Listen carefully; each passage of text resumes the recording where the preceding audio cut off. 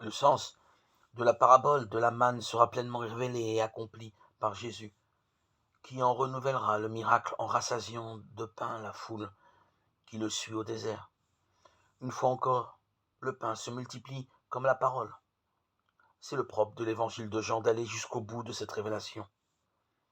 Le vrai pain, celui qui est descendu du ciel, ce n'est pas la manne de Moïse qui a laissé finalement mourir les pères au désert.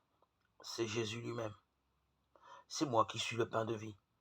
Celui qui vient à moi n'aura pas faim. Celui qui croit en moi jamais n'aura soif.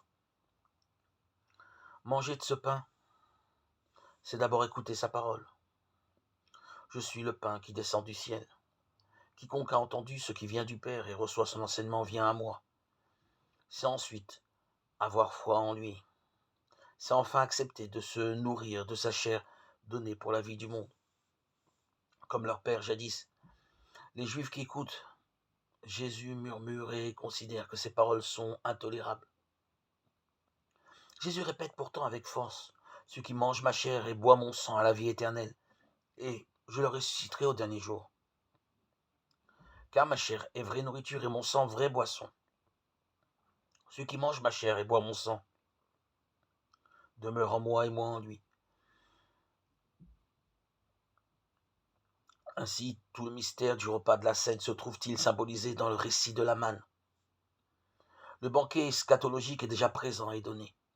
À ce festin, Dieu n'est pas seulement le maître de maison qui invite et qui sert. Il n'est pas seulement celui qui donne à manger.